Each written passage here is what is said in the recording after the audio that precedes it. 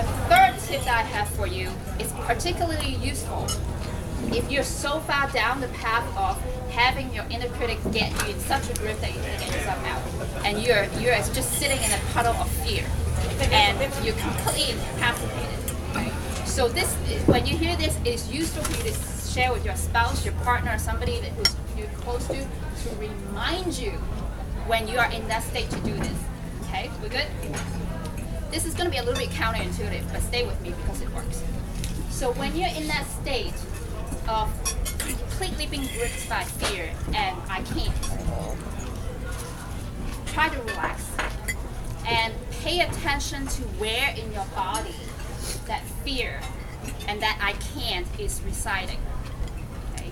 It usually is very intense in one part. For me, it's always my back, between my shoulder blades. For some people, your shoulders get really tight. And I was talking to a client earlier this week, it's her neck.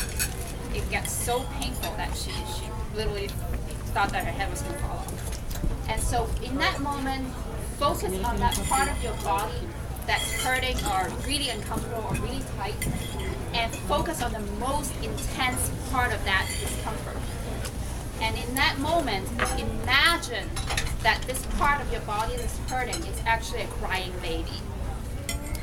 And your job is to cradle this crying baby and comfort this crying baby.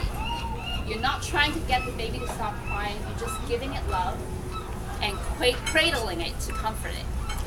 And then as you do that, you feel that tension and that pain gradually ease. Depending on how intense it is, it may take a little while, but I guarantee you it works. It's counterintuitive, but it works. Because our instinct is when that's the case, we want to go somewhere else, we want to shut the fear and all that. But you want to do just the opposite. Okay? So fourth tip is a fun one. Celebrate, celebrate, celebrate.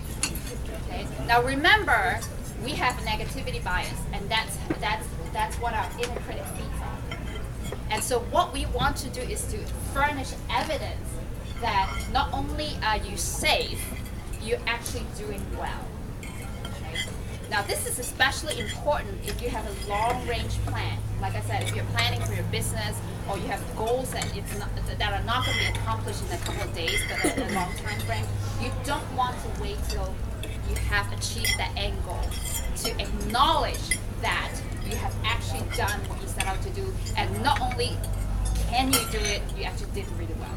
So when I coach people about plans, I always make sure, in addition to having milestones and how they're going to accomplish it and how they may potentially sabotage themselves, I always say, how are you going to celebrate that? It's really important. And then a side benefit is we are social creatures, aren't we? So if you schedule celebrations with your loved ones, with a friend, you get the extra bonus too. And they get jazzed by your success, and it encourages them too. It's really a rippling benefit that you wanna do. So celebrate, celebrate, celebrate. Last tip, and this is my personal favorite, and something that I'm counting on more and more myself as I continue on this work.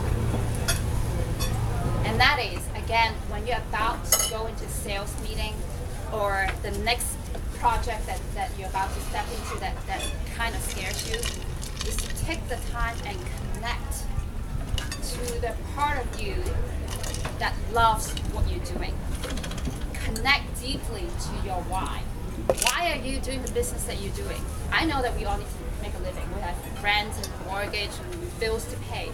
I'm not talking about that, because as soon as you think about those things, we have those needs. We're immediately back into survival mode again. And that's where our inner critic is right there, telling us, what's safe to do and what's not safe to do. But when you connect to your passion, your purpose, what it is that you're so excited about, what it is that you can offer to your customers and clients that solves their pain, what makes you feel like you're just in seventh heaven, when you're in that space, there is no room for your inner critic. Okay? When I first experienced that, this is after, I was, as Madeline said in the introduction, I was a professor at Cornell for a while. And then after that, for over 10 years, I was a business consultant. And so I've lost track of how many presentations I've given in my life. And even though I've always been told I was a very good presenter, every time after I had given a presentation, immediately that voice would come on. Oh, I forgot to say that. Oh, I didn't do that well. And boy, did I mess up on that transition. And da da da da da da da. And that inner critic within me will just go out and have a party.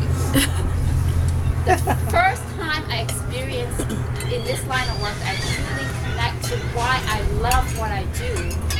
After that talk, complete silence, no more criticism. Why? Because I was connected to my center.